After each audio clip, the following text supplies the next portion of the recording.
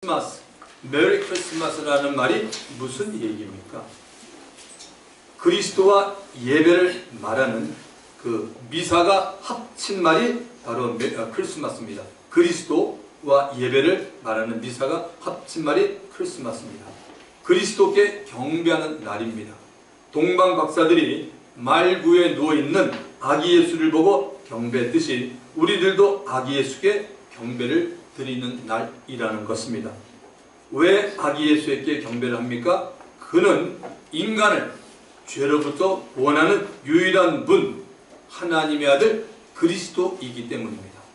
자, 본문을 보시면 그러므로 주께서 친히 징조로 너에게 주실 것이라. 보라, 처녀가 잉태하여 아들을 낳을 것이요 그 이름을 임마누엘이라 하리라. 여러분, 이 말씀이 결코 해석하기 쉬운 말이 아닙니다.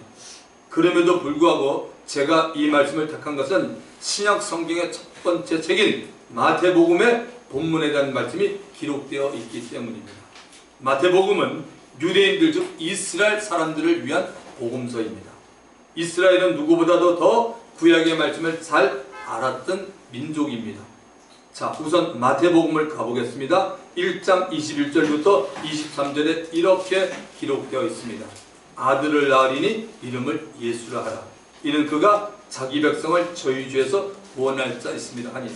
이 모든 일이 된 것은 주께서 선지자로 하신 말씀을 이루려 하심이니 가라사대 보라, 처녀가 잉태하여 아들을 낳을 것이요 그 이름을 임마누엘이라 하리라 하셨으니, 이 일을 번역한즉 하나님이 우리와 함께 계시다 합니다.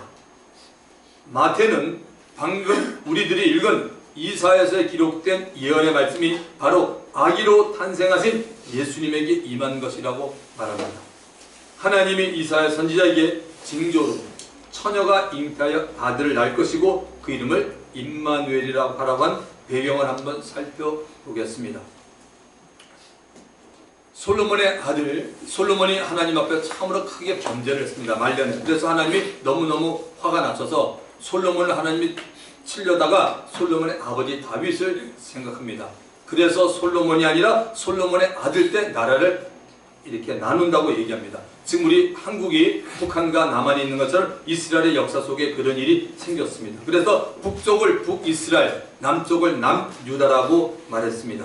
자, 북이스라엘이 어느 날 아람 군대와 연합하여 남왕국 유다를 무너뜨리려고 합니다. 이때 남왕국의 왕은 12대 왕이었던 아하스 왕입니다.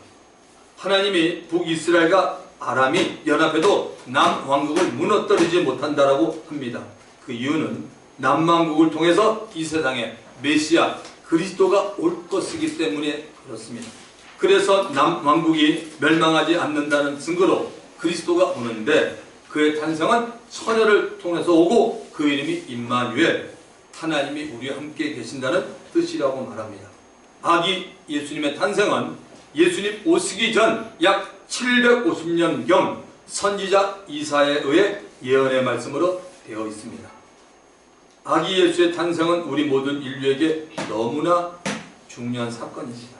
이 시간 저는 제 자신과 여러분 모두에게 두 가지의 질문으로 말씀을 전하고 싶습니다. 첫 번째, 사람으로 이 세상에 오기 전 아기 예수는 누구였으며 언제부터 이분이 계셨습니까? 두 번째 질문은 왜 예수는 사람으로 탄생해야만 했습니까? 천사로 왔으면 안 됩니까? 왜 예수님은 사람으로만 왔어야 됩니까?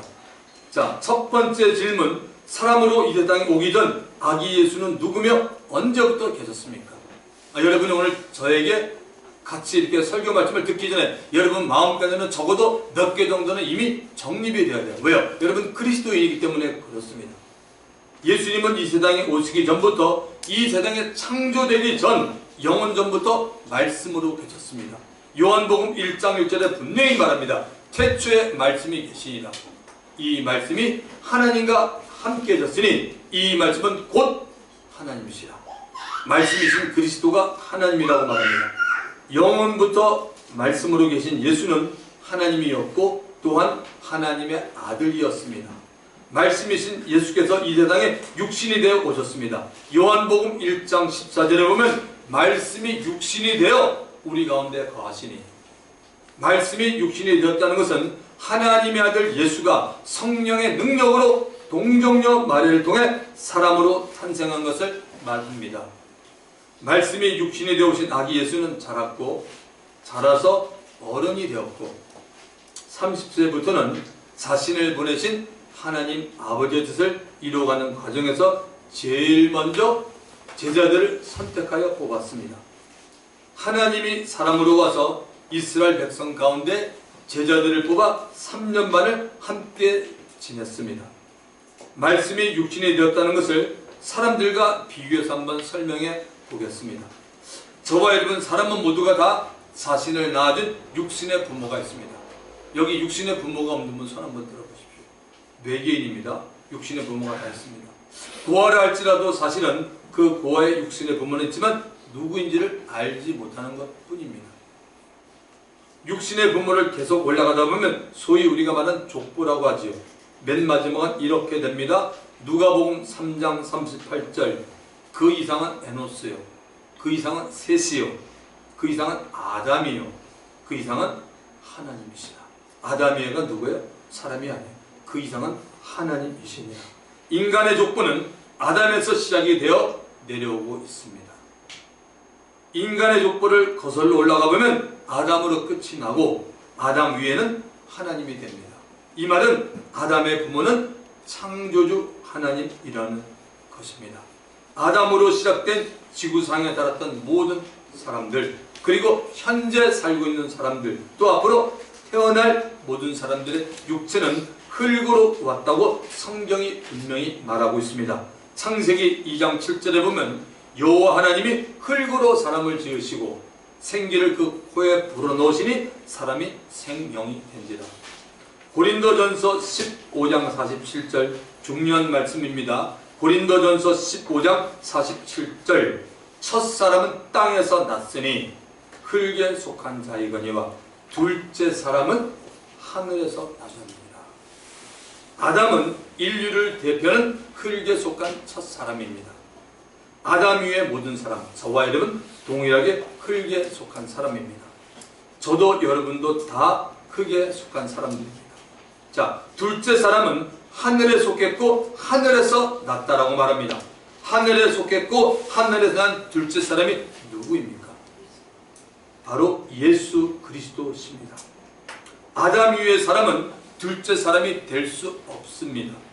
둘째 사람은 죄 없는 사람입니다. 이 세상에 죄 없는 사람은 한 사람도 없습니다. 그렇기에 둘째 사람은 죄가 없으신 하나님이 사람이 되신 겁니다. 예수께서 성육신한 겁니다. 죄가 없으신 하나님께서 사람이 되신 것이 바로 말씀이 육신이 되었다는 겁니다. 여러분 사람의 근원은 다 흙으로서 하나님의 능력으로 이 세상에 탄생하게 됩니다. 흙의 몸을 가진 부모에 의해 흙의 몸을 가진 나라는 존재가 탄생이 된 것입니다. 그러나 예수님의 육체는 흙으로 말미암지 않고 말씀으로 되었다는 것입니다. 그렇기에 말씀으로 아기 예수는 영원부터 하나님 아버지와 함께 지냈던 하나님의 아들입니다. 할렐루야. 자, 두 번째, 왜 예수는 사람으로 탄생하셨습니까? 천사로 오면 안 됩니까? 이 부분이 중요합니다. 네 가지 이유를 말씀해 드리겠습니다. 첫 번째는 피를 흘려 죄를 속하기 위해. 혹시 여러분 가운데 성경에서나 들어가서 천사가 피를 흘렸다는 거 보신 적 있어요? 여러분? 마귀가 피를 흘렸다는 거 보신 적 있어요? 귀신이 피를 흘렸다는 얘기 들어본 적 있어요? 없잖아요. 여러분, 저와 여러분 우리가 잘못하면 뭐죠? 찔면 피 나와요. 피 안 날 사람 있어요? 한번 찔러보세요. 피 다 나요. 여러분. 그런데 예수님이 피 흘리셨어요. 그러면 뭐죠? 공통적인 게 뭐죠? 육체구나. 몸이라는 걸 알 수 있잖아요. 피를 흘리기 위해서 예수님은 사람으로 탄생했습니다. 첫 번째 이유입니다. 레위기서 17장 11절 육체의 생명은 피에 있습니다. 저와 여러분 우리의 생명은 어디 있는지 아세요? 피에 있습니다. 내가 이 피를 너에게 주어 단에 뿌려 너희의 생명을 위하여 속하게 하였나니 생명이 피에 있으므로 피가 죄를 속하느니라. 할렐루야. 예수가 이 세상에 오기 훨씬 이전부터 하나님은 육체의 생명은 피에 있다고 알려주었습니다. 육체의 생명은 사람이 살아갈 수 있도록 하는 힘 혹은 기력이라고도 보면 됩니다. 창세기 25장 7절 8절에 보면 아브라함의 향년이 175세라 수명이죠. 그가 수가 높고 나이 많아 기운이 진하여 죽어 자기 열조에게로 돌아가며 성경의 대표적 인물 믿음의 조상이었던 아브라함도 나이가 들어 기력이 다하여 삶을 마쳤다고 기록되어 있습니다. 기력을 이끌고 있는 힘인 생명은 피에 있다고 말합니다. 생명과 피는 여러분 밀접한 관계요 뗄 수 없는 관계라는 것입니다. 사람은 누구나 다 인종에 관계없이 다 혈육을 가지고 있어요. 몸과 피를 가지고 있다는 말입니다. 피부의 색깔은 다를지라도 몸 안에는 피가 흐르고 있습니다. 여러분 백인들은 피가 하얗게 나오세요? 흑인들은 새카맣게 나오나요? 우리 동양 사람들은 아주 누리끼리한 옐로우로 나오나요? 아주 심각한 얘기예요. 여러분 왜냐하면 우리가 건성으로 들으면 안 되게 하나님 말씀을 정말 여러분 피의 중요성을 잘 알아야 됩니다. 네. 사람은 누구나 다 인종에 관계없이 다 혈육을 가지고 있습니다. 피부의 색깔은 다를지라도 몸 안에는 피가 흐르고 있습니다. 피는 음식과 산소를 통해 뼈 안에서 만들어집니다. 다시 한번 말씀드릴게요. 이 피는 음식과 산소를 통해 뼈 안에서 만들어집니다. 피는 육체의 생명을 이루고 있습니다. 그러므로 몸 안에서 피가 빠져나가면 사람은 반드시 죽습니다. 건강을 위해 가끔 일정량의 피를 뽑아 수혈을 할 수는 있지만 다 뽑아 줄 수 없습니다. 죽기 때문입니다. 피가 없으면 죽듯이 음식이나 산소를 공급받지 못해도 다 죽습니다. 음식은 상당 기간 동안 공급을 받지 못해도 죽지는 않지만 산소는 2분 이상 공급받지 못하면 치명적이 됩니다. 뇌세포가 이상이 생기든지 죽든지 합니다. 의심나면 지금 해봐도 좋습니다. 생명 자체는 여러분 눈에 보이지 않습니다. 그러나 피는 눈에 보입니다. 눈에 보이는 피를 보면 생명의 건강 여부를 알 수 있기 때문에 병원의 의사들이 이것을 사용하지 않습니까? 피 검사하면 사람의 웬만한 이 건강을 안다고 합니다. 오래전부터 의학에서도 증명이 된 사실입니다. 사람의 육체의 생명을 지탱하는 것이 피에 있다고 말씀하신 하나님이 그 피가 죄를 가리운다, 용서를 받게 한다라고 말합니다. 다르게 말해보면 사람이 죄를 지으면 그 죄를 가리기 위해서는 육체의 생명을 지탱하는 피가 있어야 한다고 주님이 말씀한 겁니다. 죄가 속하기 위해서는 생명이 있어야 한다는 말입니다. 거룩하신 하나님이 죄인의 죄를 사하기 위해 정해놓은 유일한 방법, 피를 흘려야 하는 것입니다.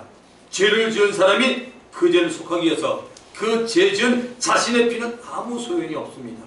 그 사람의 피는 하나님 앞에 이미 깨끗하고 정결한 피가 되지 못하기 때문입니다. 또 되렸다고 해도 그 사람이 죄를 속하기 위해 자신이 죽는다면 무슨 소용이 있습니까? 그래서 하나님은 깨끗한 짐승의 피를 죄를 지은 사람 대신에 흘리게 하는 것입니다. 눈에 보이지 않는 깨끗한 짐승의 생명은 눈에 보이는 피로 증명이 되는 셈입니다. 창세기 3장 인간의 타락의 사건을 통해 짐승의 피를 흘려하는 것을 보게 됩니다. 인간의 첫 조상 아담이 하나님의 명령을 어기고 불순종한 결과 아담을 포함한 모든 인간은 하나님의 영광을 가리게 되었고 죄를 지은 대가로 죽음을 맞이합니다. 창세기 2장 17절에 말하죠. 선악을 알게 하는 나무의 씨가는 먹지 마라. 네가 먹는 날에는 정령 죽으리라. 창세기 3장 6절에 보면 여자가 그 실과를 따먹고 그 열매를 따먹고 자기와 함께한 남편에게도 주매 그도 먹은지라. 그래서 로마서 3장 23절은 이렇게 말합니다. 모든 사람이 죄를 범하였음에 하나님의 영광에 이르지 못하느냐. 여러분 죄와 하나님의 영광은 여러분 완전히 반비례를 하고 있습니다. 로마서 6장 23절 죄 싹슨 사망이요. 죄를 지면 반드시 하나님 앞에 지불을 해야 돼요. 여러분 공짜가 없습니다. 전능하신 하나님이 아무것도 넘어가는 게 아니에요. 사람은 넘어갈지 몰라요. 절대 안 넘어갑니다. 하나님 죄 싹슨 사망 지불을 해야 돼요. 사망의 범위는 사람의 영도 죽고 사람의 혼도 죽고 육체도 삶을 마치는 죽음입니다. 영은 죽어서 하나님과 교통할 수 없게 되었고 혼은 죽어서 인간에게 하나님 원래 선한 생각하도록 지었는데 악하고 나쁜 생각도 많이 합니다. 몸은 수명이 차면 죽어서 반드시 흙으로 돌아가게 됩니다. 아담과 하와는 하나님의 말씀을 거역하고, 즉 불순종이죠. 죄가 뭐냐 여러분? 불순종이 죄입니다. 우리들이 여러분 대표기도 하시는 분들 대표기도 하시지만 항상 보면 우리는 항상 제가 늘 들어보면 여러분이 기도할 때 보면 죄를 갖다가 항상 행위 쪽으로 여러분이 모는데 조금 조심하셔야 돼요 여러분. 그거 이전에 뭐예요? 불순종 자체가 죄예요 여러분. 행위 쪽으로 하면 여러분 하나님 말씀 여러분이 안다요. 여러분이 자꾸 행위하면 여러분 자기도 모르게 사람 정지하게 됩니다. 이게 원리예요. 나는 이렇게 사는데 저 친구 왜 저렇게 살아? 그거 하나님 앞에 정말 싫은 거야. 여러분 사복음서를 보십시오. 예수님이 그런 사람을 가장 싫어했어요. 왜? 너는 하나님을 모른다는 거죠. 왜? 네 이유로 살려고 그래. 그래서 정말 우리가 하나님의 말씀을 어긴 거, 불순종 그 자체가 죄예요 여러분. 그 자체가 내가 뭐를 했어 그런 게 아니야. 그래서 우리가 성령을 통해서 주님의 말씀을 알고 살면 나도 모르게 하나님 말씀 지키고 사는 사람이기 때문에 당당하다는 겁니다 여러분. 이게 여러분 복음과 종교가 틀린 이유니까 꼭 다시 한번 기억하시기 바랍니다. 아담과 하와는 하나님의 말씀을 거역하고 난 후 하나님을 두려워하고 숨고 자신들의 부끄러움을 어떻게 했죠? 무화과 나무 잎으로 가렸어요. 아마 이렇게 해서 쫙 가렸는지 몰라요. 내 껴는 딱 가린 거예요. 무화과. 그전에는 벌거벗었는데도 안 창피했어요. 왠지 하나님의 영광이 있으니까 너무너무 보기 좋은데 죄를 지니까 영광이 있다니 뭐야 창피해 뭐야 그러니까 숨은 거예요. 근데 이게 무화과 나무 잎이면 여러분 어떻게 되겠습니까? 햇빛이 치고 비가 오면 나중에 뻣뻣하게 마르다 보면 이거 없어질 거 아니야. 다 날아갈 거 아니야. 부서질 거 아닙니까? 그러니까 어느 날 예수님이 서줘서 그걸 벗겨내시고 예수님이 직접 그 앞에 있는 짐승을 주셔서 그 옷을 입힌 거예요. 그럼 뭐예요? 짐승이 죽은 짐승이 뭐가 나죠? 피가 가죽에서 피가 철철 나잖아요 여러분. 그걸 그대로 입혀준 거예요. 그건 뭡니까? 첫 번째 인간 아담에게 하나님 앞에 나오는 방법이 뭡니까? 피인 것을 하나님이 분명히 알려준 거 아닙니까 여러분? 여기에 인간을 불쌍히 여기고 공유를 해보는 하나님의 사랑이 있습니다. 그래서 창세기 3장 21절 여호와 하나님이 아담과 그 아내를 위하여 가죽옷을 지어 입히시니라. 할렐루야. 죄인의 살 길을 하나님이 알려주었고 그대로 보여줬습니다. 죄를 지은 사람이 하나님 앞에 나오기 위해서는 죄 짓지 않은 짐승이 대신 죽어야 함을 보여주었습니다. 짐승이 그냥 죽는 것이 아니고 반드시 피를 흘려 죽어야 하는 겁니다. 무화과 잎으로 앞을 가리고 있던 아담과 하와에게 하나님이 짐승을, 죄 없는 짐승이 대신 피 흘리고 있는 광경을 목격하게 만든 것입니다.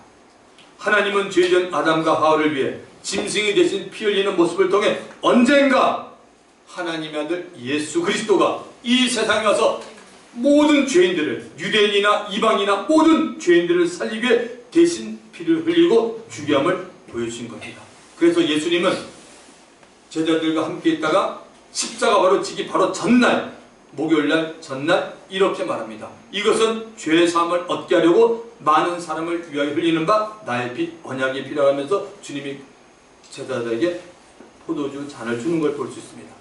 아담과 하와에게 가죽옷을 입히신 것은 예수 그리스도로 옷을 입는 것을 말하고 있습니다.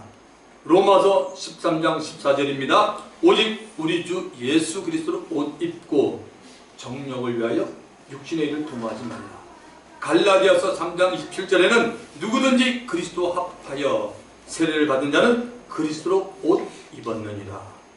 예수 믿고 하나님의 자녀가 된 우리들은 마귀와 세상에 주는 옷을 입고 사는 것이 아니고 하나님이 보시기에 점도 없고 흠도 없는 거룩한 그리스도의 피가 묻어있는 옷을 입고 사는 사람입니다. 믿으시면 아멘 하십시다.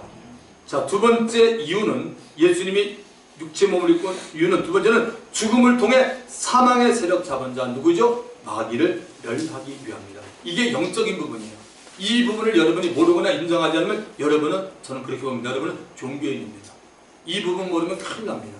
히브리서 2장 14절에 자녀들은 혈육에 함께 속하였음에 그도 또한, 그는 예수님입니다. 그도 또한 한 모양으로 혈육에 함께 속하시면 사망으로 말미암아 사망의 세력을 잡은 자 마귀를 없이 하시며, 여러분 마귀는 우리의 영혼을 도적질하고 우리의 육체를 죽이고 멸망시키는 원수입니다.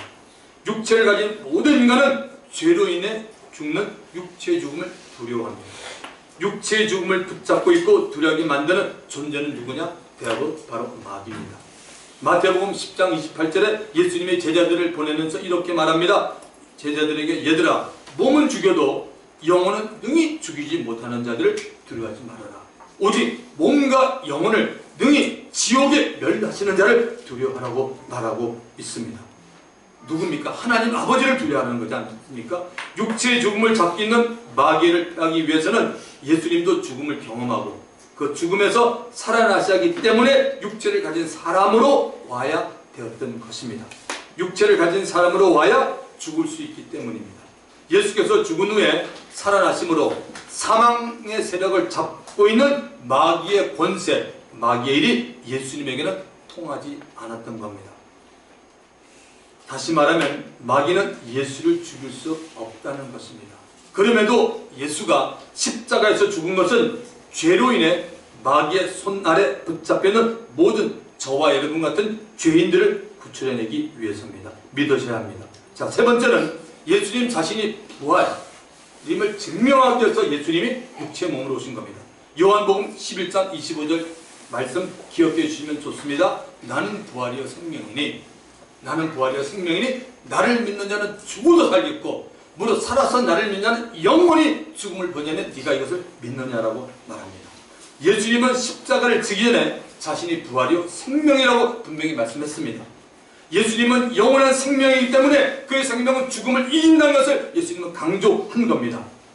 자신의 죽음을 알고 있었고 그 죽음에서 살아나야 할 것도 알고 있었습니다. 그래서 예수님은 자신이 부활임을 알리기 위해 세상에 사시는 동안에 3명의 사람을 죽음으로부터 살렸습니다. 첫 번째 사람은 아마 여러분 하도 많이 들어서 알 겁니다. 첫 번째 사람은 회당장 야이로의 12살 된 딸이었습니다. 죽은 야이로의 딸을 보시고 예수님께서 손을 내밀며 달리다cum, 이 말이 뭐냐? 소녀야 일어나라입니다. 달리다cum 하시며 그 죽은 딸을 죽음으로부터 살려냈습니다. 두 번째 사람은 어느 가부의 독자 청년입니다. 청년이 죽어 동네 사람들이 상여를 메고 가는 길에 예수님이 지나가다 보시고 관에 손을 얹고 그 청년을 살렸습니다. 완전히 죽어서 지금 관에 들어간 청년을 갖다가 살려냈습니다. 세 번째 사람은 유명한 예수님의 사랑했던 가족 마르다와 마리아 오빠 나사로를 살린 사건입니다. 나사로가 죽은 지 나흘이 됐을 때 그의 시신에서 여러분 냄새가 나고 부패가 되었습니다. 그런데 예수님이 분명히 말합니다. 내 말이 네가 믿으면 하나님의 영광을 보리라 하지 않냐 하면서 돌을 치워놓게 만든 다음에 무덤을 향해 나사로의 이름을 부르자. 그 죽은 나사로가 수족을 메인 채 꽁꽁 그 싼 채 그대로 나왔던 것을 성경은 말하고 있습니다. 죽은 자를 살리신 이 세 사건은 예수님 자신이 부활이고 자기가 원하는 사람을 살릴 수 있음을 말했습니다. 우리들이 한 몇 주 전에 요한복음 5장에 대해서 제가 설교를 한 6번 한 걸까 기억합니다. 그 중에 요한복음 5장 21절 여러분 가운데는 기억하시는 분이 있을 거예요. 아버지께서 죽은 자를 이렇게 살리신 같이 아들도 자기의 원하는 자들을 살린다는 말씀입니다. 예수 자신이 친히 부활하실 것을 미리 알려준 것입니다. 실제로 얼마 후 예수님이 십자가에 달렸고 피 흘려 죽었습니다.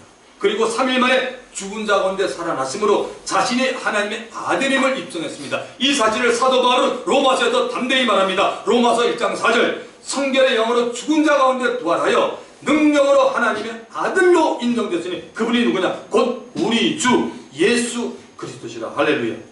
이렇게 예수님께서 죽으시고 살아나기 위해 사람이 되어 육체로 오셨던 겁니다. 예수께서 육체로 오신 자체가 우리들 모두에게는 정말 은혜입니다. 자, 하나 더. 네 번째는 보이지 않고 볼 수 없는 하나님을 보여주기 위해. 여러분 지금 전도 한번 해보세요. 그런 분 아직도 있잖아요. 야, 하나님 한 번만 보여줘. 내가 믿을게. 야, 예수쟁이들은 하나님 한 번 안 믿으면 믿으라고 그러니. 하나님 한 번 보여주면 나 그냥 믿을게 그냥. 저도 옛날에 안 믿을 때 그랬던 사람이에요. 그런데 우리가 믿는 사람은 알잖아요. 하나님을 보여줄 능력이 있어. 하나님 자신이 볼 수가 없다고 얘기했는데 하나님까지 스피릿 영인데 영을 어떻게 보여줍니까? 여러분 바람을 다른 사람에게 보여줄 능력이 있어요? 아니에요. 바람을 어떻게 보여줍니까? 바람 불면 알잖아. 똑같은 원리예요. 그러니까 여러분이 전도할 때 그렇게 해주세요. 하나님 보내는 사람한테 잠깐만 바람 얘기를 한번 해주세요. 그 바람을 하나님 만드는데 바람을 우리가 알지만 바람을 갖다가 눈에 안 보이지 않는 똑같은 원리입니다. 요한복음 14장 9절에 이렇게 말합니다. 예수께서 가라사대 예수님의 제자인데 빌립이라고 했습니다. 빌립아, 네가 이렇게 내가 이렇게 오래 너희와 함께 있어대 네가 나를 알지 못하느냐? 나를 본 자는 뭐라는 자 돼요?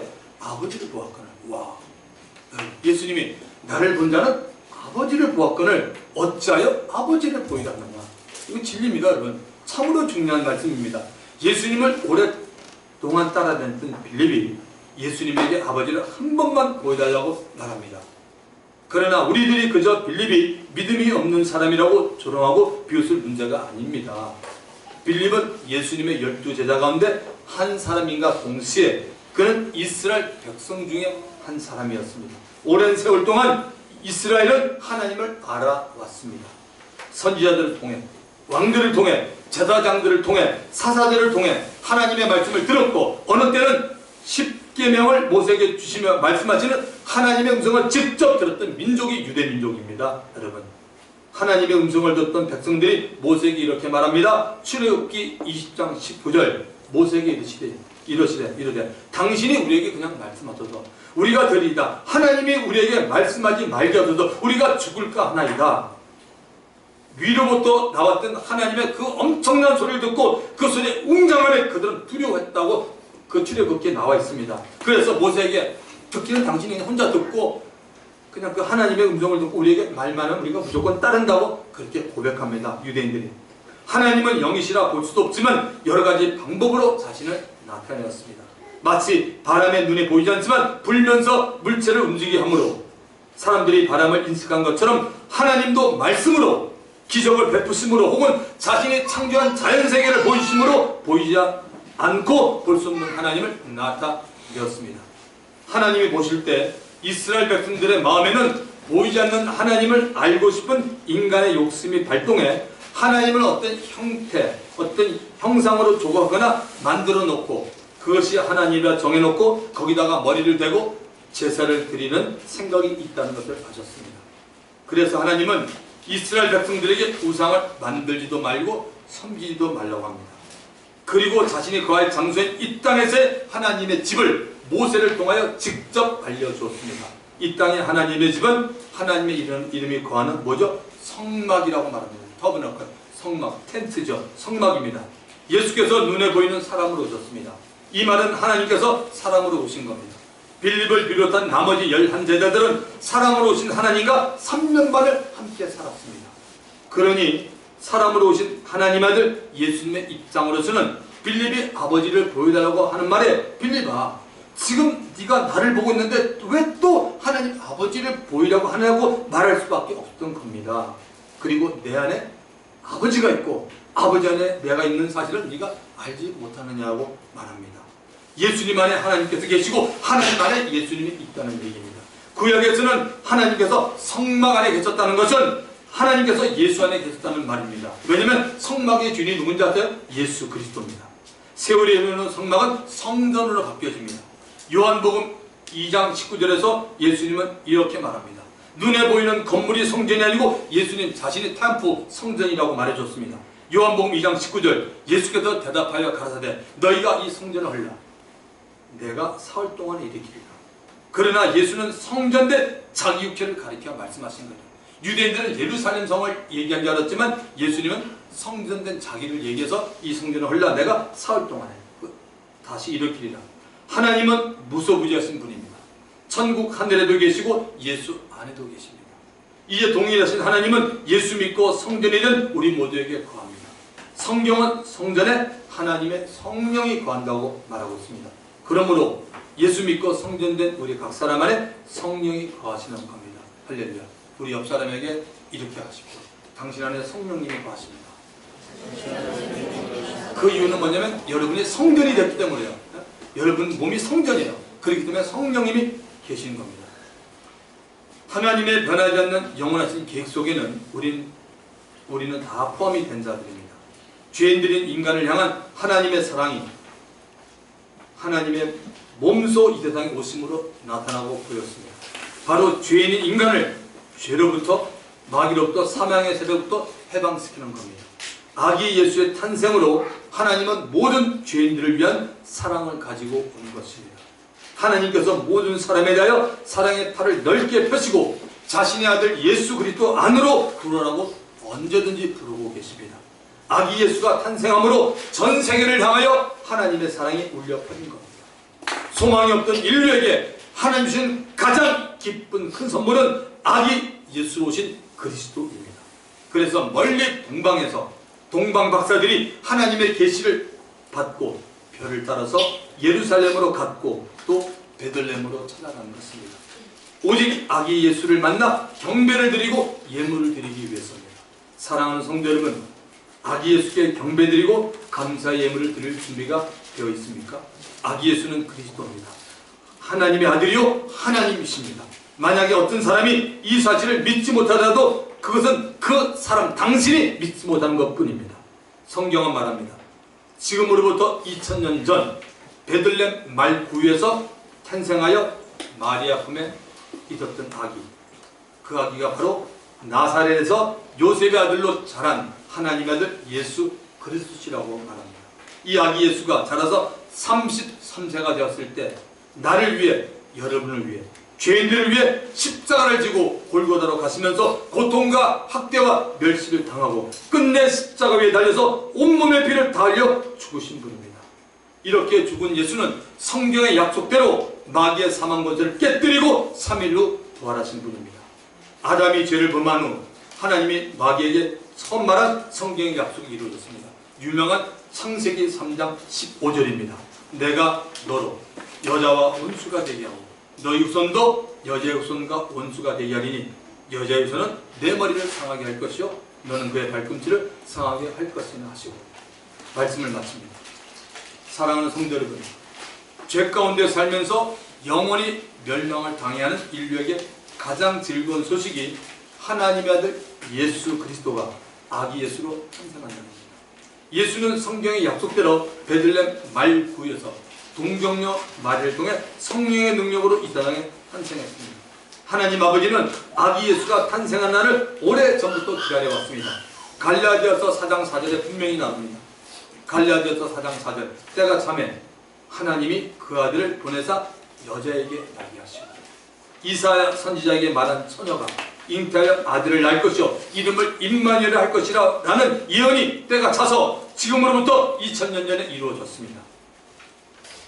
여러분, 내가 태어난 내 생일은 있더라도 하나님이 사람이 되어 탄생하신 날, 이날 성탄절을 반드시 기억하는 복된 저와 여러분 되기를 주의 이름으로 축원합니다. 동방 박사들처럼 아기 예수의 탄생을 기뻐하고 경배드리는 복 있는 저와 여러분 다 되기를 주님의 이름으로 축원드립니다. 오늘 말씀을 기억하면서 우리 주님 한번 부르며